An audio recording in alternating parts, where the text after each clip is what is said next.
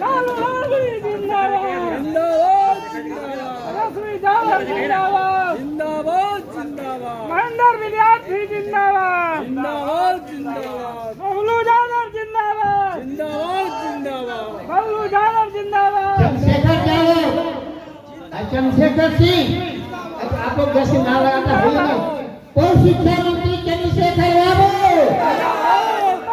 कौन शिक्षा मंत्री नालंदा जिला पंचायती राज प्रकोष्ठ के अध्यक्ष जिनको अभी आपने देखा प्रदेश अध्यक्ष जी और आज के मुख्य अतिथि माला पहना करके उनका स्वागत करने का काम किए भाई बबलू यादव जी और इस कार्यक्रम में मंच का संचालन कर रहे नालंदा जिला पंचायती राज प्रकोष्ठ के जिला प्रवक्ता भाई रंजीत जी। शांति बनाए रखेंगे आप लोग जहाँ हैं वहीं शांति बनाए रखेंगे।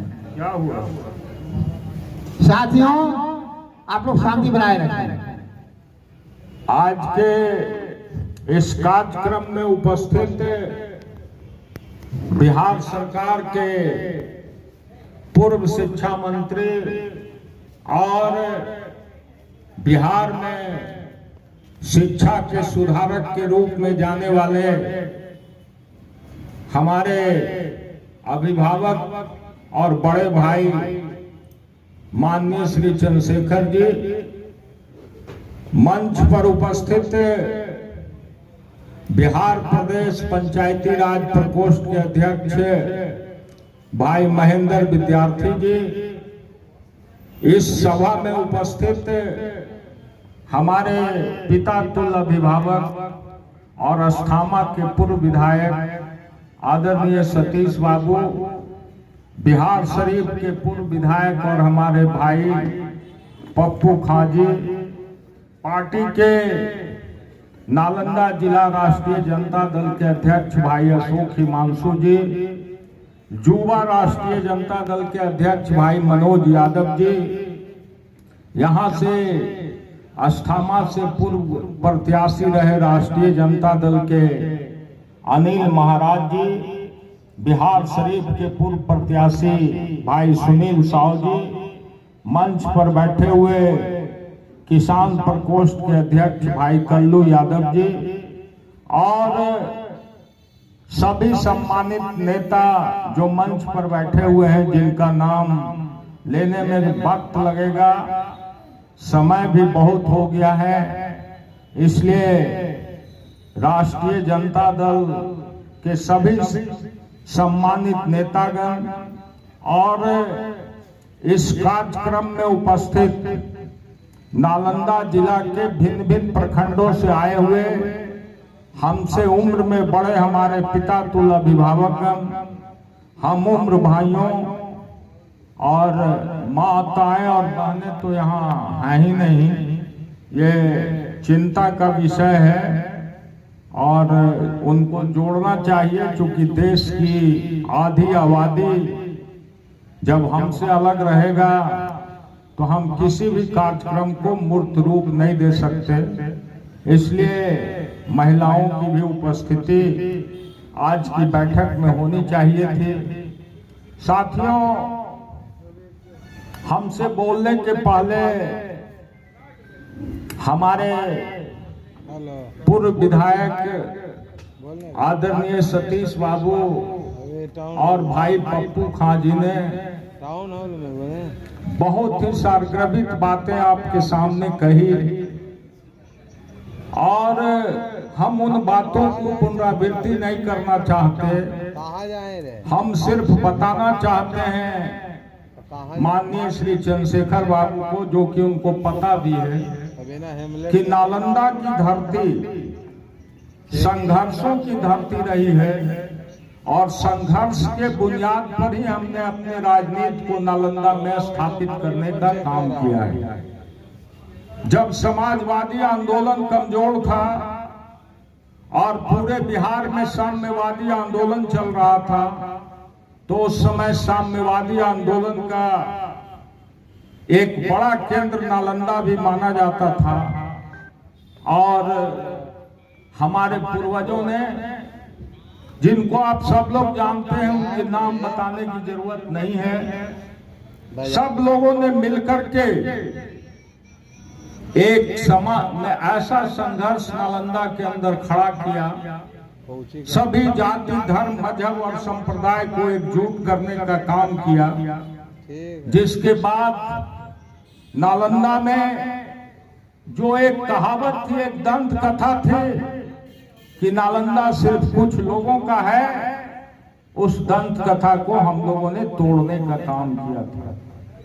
चाहे स्वर्गीय विजय कुमार यादव यहाँ से सांसद रहे हों, चाहे स्वर्गीय कृष्णवल्लभ बाबू यहाँ से कई बार विधायक रहे, इस्लामपुर से, राजगीर से चंदेव प्रसाद हिमांशु जी विधायक हुआ करते थे, देवनाथ बाबू भी बिहार शरीफ से सीपीआई से ही चुनाव जीता करते थे। तो एक संयुक्त प्रयास था और पूरे इस नालंदा की जनता को उनके नेतृत्व के प्रति विश्वास और आस्था था, जिसके वजह से हम लोगों ने नालंदा के इतिहास को बदलने का काम किया था।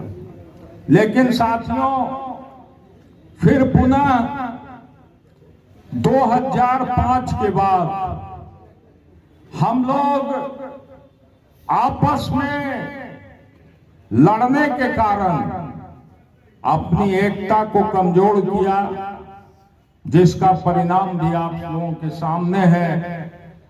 और जब सब मिलकर फिर इकट्ठा हुए और उनके चुनौती को हम लोगों ने स्वीकार किया, तो इस्लामपुर जैसे जगह से मैं चुनाव जीत करके आया। ये वहां की जनता ने जो हमको ताकत दिया, चूंकि मैं प्रदेश अध्यक्ष पंचायती राज प्रकोष्ठ के, जिनको आप सुने, ओजस्वी क्रांतिकारी भाषण विद्यार्थी जी, पूर्व के वक्ता माननीय विधायक अनुज राकेश रोशन जी, पूर्व विधायक युवाओं के युवा सतीश बाबू, आप सबके गार्जियन, हमारे गार्जियन, संचालनकर्ता रंजीत यादव जी, पूर्व विधायक पप्पू खान साहब, राजेश सतीश, अशोक कुमार हिमांशु जी, जिला अध्यक्ष पार्टी के, मनोज बाबू, युवा राष्ट्रीय जनता दल के अध्यक्ष, गणेश शंकर विद्यार्थी जी, राजद नेता, अनिल महाराज जी, पूर्व प्रत्याशी, सुनील साव जी, पूर्व प्रत्याशी, कल्लू मुखिया जी, अध्यक्ष किसान प्रकोष्ठ, और फिर अनिल कुमार अकेला जी, वरिष्ठ राजद नेता, डॉक्टर अमरिंदर जी, चिकित्सा प्रकोष्ठ के अध्यक्ष, सभागार में आए हुए सभी वरिष्ठ नेतागण, सामने बैठे पंचायती राज प्रकोष्ठ के से जुड़े हुए वार्ड सदस्य से लेकर जिला परिषद तक के साथियों और पार्टी के संवेदनशील, पार्टी के लिए कार्यकर्ता बंधुओं, और अभी चले गए उनका भी साधुवाद, धन्यवाद, प्रिंट मीडिया, इलेक्ट्रॉनिक मीडिया के बंधुओं। कार्यक्रम विद्यार्थी जी का और बंधु जी का साधुवाद है कि पार्टी के कार्यक्रम को, पंचायती राज प्रकोष्ठ का कार्यक्रम एक गंभीर 5 घंटे से 6 घंटे से आप लोग बैठे हैं, और हम इस बात से गदगद हैं, खुशी है हमको कि बड़े ही धीरज से बैठे हैं। ये कम बात नहीं है, सभागार में लगभग कुर्सियां भरी हुई है, इतने लोग अगर मन में ठान लें कि हमको क्या करना चाहिए, तो साल भर में आप परिवर्तन की बयान ला सकते हैं। हमारा संकल्प मजबूत होना चाहिए। और विद्यार्थी जी बहुत बात बोल रही है, राकेश भाई हमारे लिए कुछ बचा नहीं, अब कुछ बचता तो हमारे सतीश और गार्जियन जो है सबको पूरा कर लिए। भाई पप्पू जी भी अपनी बात मजबूती से कहे, हमारे लिए कुछ बचता नहीं है। तो अगर आप लोगों की इजाजत हो तो हम कितना समय ले लें, आपने कितना समय ले लें? वो लोग ज्यादा लिया, ठीक है, उठिएगा नहीं ना? ठीक है, उतना ले लेंगे, कम ही लेंगे। असल में हमारे साथियों के बीच एक समझ होगी अपने समाज को समझाने का। अभी सदस्यता अभियान चल रहा है, उसमें बढ़ चढ़ कर हिस्सा लेने का। तो आपके प्रयास से सिर्फ पार्टी के सदस्य नहीं बढ़ते हैं, आपके प्रयास से शैतानी नफरती ताकत को धक्का मिलेगा, झटका लगेगा, शैतानी नफरती ताकत भागेगा और अव्वल ताकत समाज में आएगा। जो सपना था जननायक कर्पूरी ठाकुर का, जो सपना था बाबा साहब अम्बेडकर का, जो सपना था महात्मा फूले पेरियार डॉक्टर भैया जयप्रकाश नारायण जी का, आचार्य नारायण देव जी का, आचार्य बी कृपलानी जी का, नरेंद्र देव जी, यूसुफ महदी साहब का। हम आप लोगों को पहले परिणाम से बताना चाहते हैं कि ये पार्टी बनी कैसे और पार्टी बनने का उद्देश्य क्या था। आप लोगों में से कितने लोग हैं जो डॉक्टर बाबा साहब अम्बेडकर का नाम जानते हैं? बढ़ा दें तो काफी लोग जानते हैं, बहुत सालों बाद काफी लोग जानते हैं, परिचय नहीं देना पड़ेगा। जननायक का नाम तो और लोग जानते होंगे ज्यादा, जननायक कर्पूरी ठाकुर का कितना लोग नाम जानते हैं? तो कम हाथ उठे हैं, आप लोग नहीं जानते बीच वाले? नहीं, जबरदस्ती नहीं करना है ना। अच्छा, महात्मा फूले का नाम कितना लोग जानते हैं? जरा हाथ उठाएं। अरे तो काफी लोग जानते हैं। पेरियार साहब का नाम कितना लोग जानते हैं? अच्छा, कुछ लोग जानते हैं। सावित्री बाई फूले का कितना लोग नाम जानते हैं? कुछ लोग जानते हैं। और महात्मा फूले पेरियार ललई सिंह यादव का नाम कितना लोग जानते हैं? कुछ लोग जानते हैं, एक आध दो लोग जानते हैं, कोई बात नहीं। मैंने जो ये नाम लिया, ये वही लोग हैं जिनके विचार ने, जिनके प्रयास ने